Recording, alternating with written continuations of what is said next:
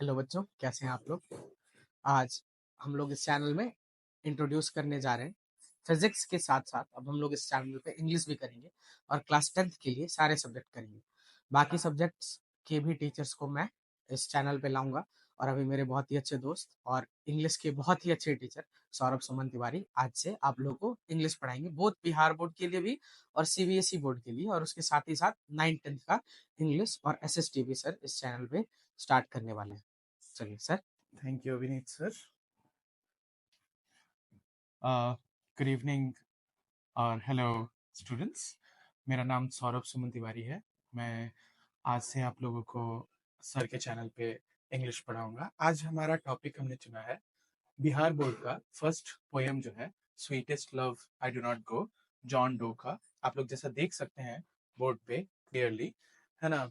हमारा पहला पोएम है sweetest love I do not go.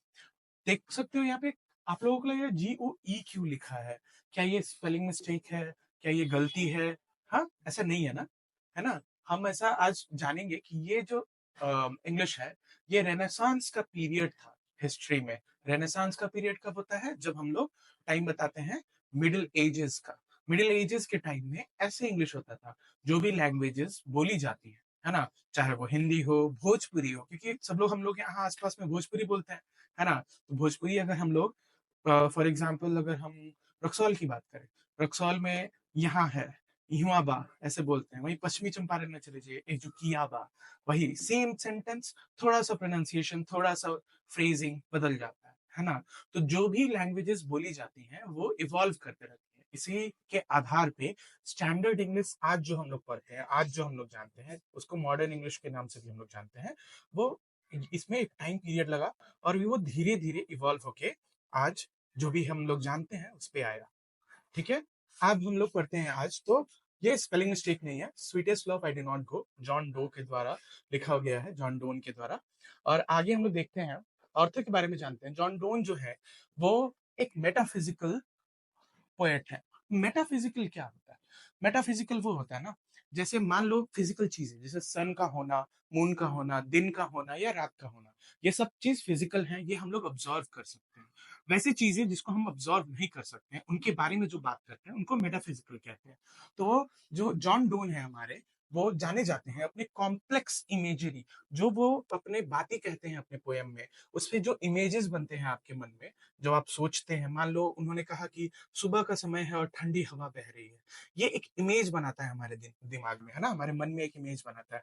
तो एक कॉम्प्लेक्स, एक जटिल इमेज बनाते हैं जॉन डो अपने पोएम में, और वो जाने जाते हैं इसके लिए। दूसरा, वो इंटेलेक्चुअल थीम्स के बारे में जाने जाते हैं और वो ब्लेंड करते हैं लव और स्पिरिचुअलिटी को। Love and spirituality, as you know, it's not something physical, ये कुछ फिजिकल नहीं है। वी ऑलरेडी नो कि सन का उगना, जैसे मैंने एग्जांपल दिया, ये सब कुछ फिजिकल है, यू कैन ऑब्जर्व, राइट। क्या आप प्यार को ऑब्जर्व कर सकते हैं? क्या आप स्पिरिचुअलिटी को ऑब्जर्व कर सकते हैं? ऐसा नहीं कर सकते हम लोग। उसी तरह, इसी वजह से इनको हमने मेडिकल मेटाफिजिकल कहा। ये हो गया ऑथर का इंट्रोडक्शन। अब हमारा जो पोएम है उसके थीम पे जाते हैं। ये जो पोएम लिखा गया है, इन्होंने जो पोएम लिखा है, ये पोएम में किस चीज के बारे में बात करते हैं, क्या कहना चाहते हैं, है ना। तो यहाँ स्वीटेस्ट लव की बात कर रहे हैं, तो ऑब्वियसली अपने प्यार के, अपने पार्टनर के, जिसके भी बारे में बात कर रहे हैं, है ना। तो हम लोग इस पोएम में देख सकते हैं कि ये पोएम एक्सप्लोर करता है थीम्स ऑफ लव, है ना। प्यार के जाने की बात हो रही है, गो की बात हो रही है, तो सेपरेशन भी ये एक्सप्लोर करता है। और एक और शब्द यहाँ लिखा हुआ है, and immortality. What is immortality? सबसे पहले मोर्टल शब्द समझते हैं, वहां से हमें इमोर्टैलिटी समझ में आएगी, है ना। मोर्टल क्या होता है? वो जिसका निश्चित है मर जाना। ह्यूमंस मोर्टल होते हैं ना, हमें एक दिन सबको मर जाना है। सारे लिविंग ऑर्गेनिजम्स हैं, सबको, जितने भी जीवित प्राणी हैं, है ना, उनको एक दिन खत्म हो जाना है। सूरज को भी खत्म हो जाना है, वो भी मोर्टल है, बट वो लंबा समय लेगा, तो उसको इस कैटेगरी में हम लोग नहीं रखते। जानते हो, मिथोलॉजी में जब वैम्पायर्स के बारे में पढ़ो, भूतों के बारे में पढ़ो, वो उनका मरना कोई रिकॉर्डेड हिस्ट्री ऐसा कुछ नहीं है। तो इमोर्टल होता है ना, वो नहीं मरते हैं। तो जो चीजें नहीं मर सकती हैं, जो कभी खत्म नहीं हो सकती, उनको हम इमोर्टल कहते हैं।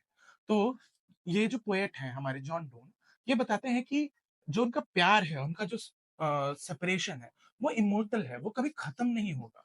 इसीलिए ये इस पोएम में ये उन्होंने क्या एक्सप्लोर किया, कौन-कौन से थीम एक्सप्लोर किया, तो हम लोग देख सकते हैं कि उन्होंने लव, सेपरेशन और इमॉर्टैलिटी को एक्सप्लोर किया है।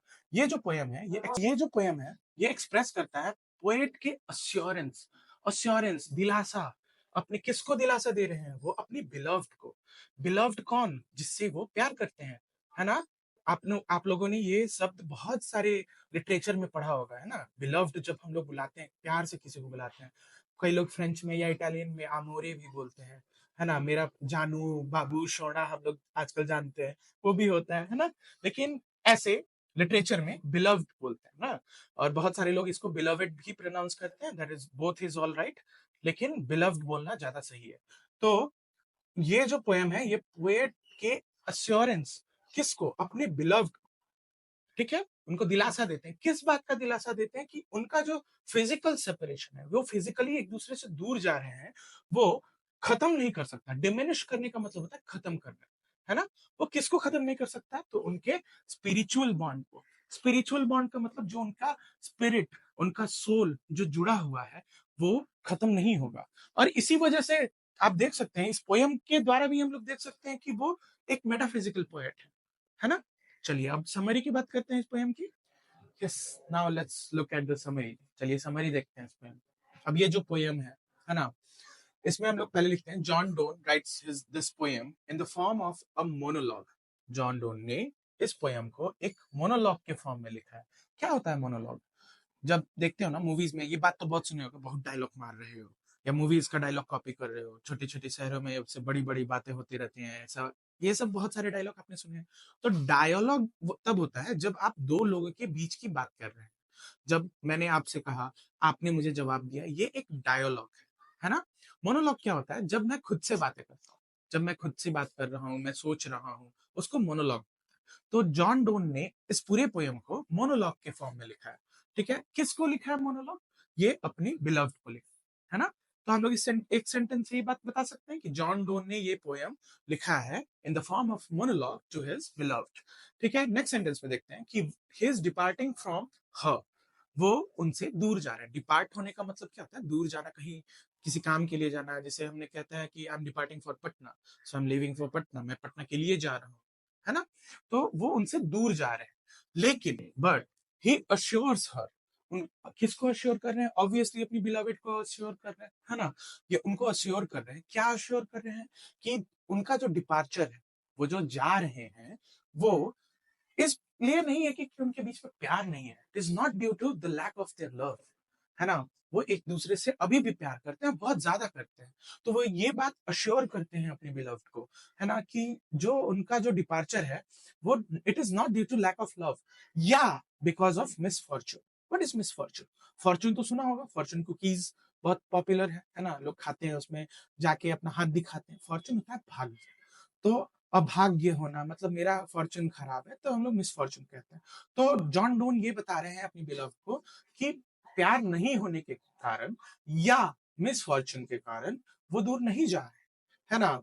इंस्टेड, है ना, बावजूद क्या है? ये इनएविटेबल है। What is inevitable? इनएविटेबल शब्द का इस्तेमाल हम लोग तब करते हैं जब ऐसे चीज की बात करते हैं जिसको टाला नहीं जा सकता है ना?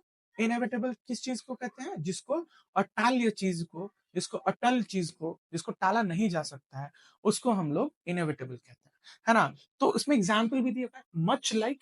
जॉन डोन बता भी रहे हैं कि कैसा चीज के जैसा इनएविटेबल है, जैसा natural cycle of life and death. जिसका जन्म होना है उसको मर भी जाना है, ये एक अटल्य बात है, इसको टाला नहीं जा सकता, ये इनएविटेबल है। उसी तरह उनका प्यार इनएविटेबल है, ऐसा बात वो अश्योर करते हैं अपनी बिलवेड को, है ना? डिस्पाइट द सेपरेशन, बावजूद, डिस्पाइट का क्या? बावजूद उनके जो सेपरेशन है, वो जो दूर जा रहे हैं, वो कंसोल करते हैं किसको? अपने बिलवेड को। क्या कंसोल करते हैं? कैसे कंसोल करते हैं? हाईलाइट करते हैं mortality, immortality of true love. जो सच्चा प्यार है वो इमोर्टल होता है, वो कभी खत्म नहीं होता है। इस बात को वो हाईलाइट करते हैं अपने पोएम, और उनके अनब्रेकेबल बॉन्ड, है ना? जो उनका जो जुड़ाव है, उनका जो बंधन है, वो अनब्रेकेबल है, वो कभी टूटेगा नहीं। इस बात को वो कंसोल करते हैं, अश्योर करते हैं अपनी बिलवेड को थ्रू आउट दिस पोएम, जो उन्होंने एक मोनोलॉग के फॉर्म में लिखा है। तो ये तो हमने समझा समरी इस पोयम का, और ये थीम किस पे बेस्ड है ना?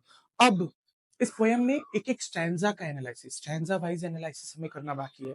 लिटरेरी डिवाइसेस बाकी हैं। क्या होते हैं लिटरेरी डिवाइसेस? वो टूल्स हैं, वो औजार हैं, जिसका इस्तेमाल कोई भी पोएट करता है अपने अपने पोयम को स्ट्रक्चर देने का, है ना? कैसे कोई स्ट्रक्चर देता है, उसके बारे में डिस्कस करना बाकी है। और इम्पोर्टेंट क्वेश्चंस, है ना? क्या-क्या सवाल पूछे जाते हैं, वो सब बातें करनी बाकी हैं, ठीक है? हम लोग उसको अगले वीडियो में कंटिन्यू कर सकते हैं। आपका समय देने के लिए धन्यवाद। आपका दिन शुभ हो। तो बच्चों, अगर आपको ये बिहार बोर्ड इंग्लिश का पहला पोयम अच्छा लगा हो तो प्लीज वीडियो को लाइक करिए, चैनल को सब्सक्राइब करिए और कमेंट में लिख दीजिए थैंक यू सौरभ सर, है ना? आगे इस चैप्टर के जितने भी इंपॉर्टेंट टॉपिक्स हैं, नोट्स हैं, इंपॉर्टेंट क्वेश्चंस हैं, ये सारे भी टेलीग्राम चैनल पे आएंगे। और आपको पता है, हमेशा की तरह टेलीग्राम चैनल अभी भी आपको चैनल के डिस्क्रिप्शन में मिल जाएगा। Thank you.